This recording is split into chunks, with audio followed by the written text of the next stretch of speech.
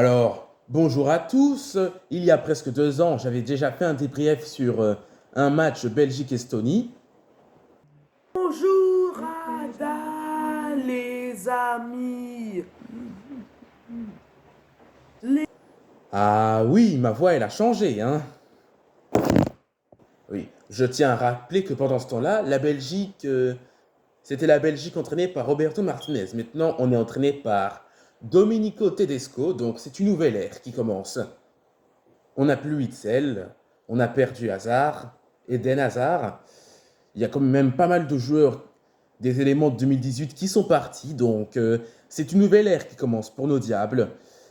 Et cette ère fonctionne très bien. On a gagné 5-0 contre l'Estonie.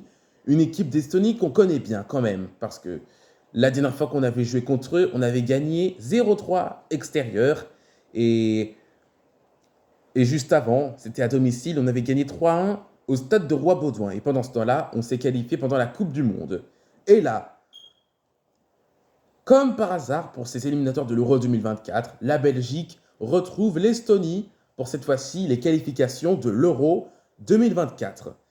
Et on a fait beaucoup mieux que quand on était en 2021.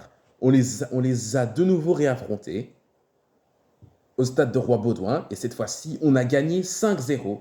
C'est plus mieux que gagner 3-1 parce que franchement, quand on avait gagné 3-1, je me souviens, on avait galéré, on aurait pu marquer beaucoup plus de buts parce que, en plus, l'Estonie, c'est une petite équipe, donc rassurez-vous, nous les Belges, on n'est pas des méchants qui cherchons à humilier les petites équipes méchamment. J'ai juste que, on veut se régaler. On veut se régaler que comme on mange nos délicieuses frites. Donc, vous voyez ce que je veux dire? C'est pas raciste. Donc, quand je dis ça, je veux dire que on a envie de manger les autres équipes de la même manière que quand on mange nos délicieuses frites accompagnées d'une boisson, celle que vous voulez. Mais bref, ce match contre l'Estonie en novembre 2021, c'est du passé. Bon, ce match 5-0 là, il était bien aussi, même si je trouve que dans ce match-là, ce 5-0, je trouve quand même qu'on aurait aussi pu marquer plus de buts, parce qu'il n'y a quand même pas eu pas mal d'occasions. On aurait pu gagner 8-0. Comme le 13 novembre 2016. 13 novembre 2016. Bon, au revoir. Voilà, et me revoilà. Mais il n'y a pas que cet ancien match contre l'Estonie. Il y a aussi ce match contre l'Azerbaïdjan qui n'était pas vraiment terrible, hein. Victoire 0-1, mais le match n'était pas vraiment très top, hein. Ennuyeux et manquait un peu d'action. C'était en dessous de mes espérances, hein. Ça n'a pas été à la hauteur de mes espérances, quoi. Donc, cette rencontre-là était lamentable, mais face à l'Estonie, donc mardi, on a montré un bien meilleur visage, hein. Une belle revanche, hein. Donc, nos diables ont fait taire les critiques, hein. Donc, comme l'a déjà dit Mohamed Eni, ce n'est pas en interview qu'on répond, c'est sur le terrain. Et on en parlera aussi que pour Yann Vertonghen, dès sa 150e cap, il ouvre le score dès la 4e minute. Quel cadeau pour lui, ça fait plaisir. Un but de la tête, comme face au Japon. Un match bien particulier. Et n'oublions pas surtout de parler du bijou de Leandro Trossard. Ce qu'il est magnifique, ce but. Et Lukaku qui nous a mis un doublé. Sans lui, on n'aurait pas marqué beaucoup de buts. On aurait certainement gagné par 3 buts comme en 2021. Merci Lukaku pour ce doublé, sinon, parce que sans lui, on n'aurait pas marqué 5 buts. Et à la 88e minute, c'est Charles de Ketelaar qui va mettre le 5e but. Et ça va lui donner un peu de confiance supplémentaire. Et grâce à cette belle victoire, on garde la tête du groupe. On a 13 points devant l'Autriche, qui a également 13 points. Donc, on est à égalité avec l'Autriche. Et en 3e place, on a la Suède, qui a 6 points. Il faut se ressaisir, la Suède, attention. Et l'Azerbaïdjan et l'Estonie, qui sont à égalité, 1 point chacun.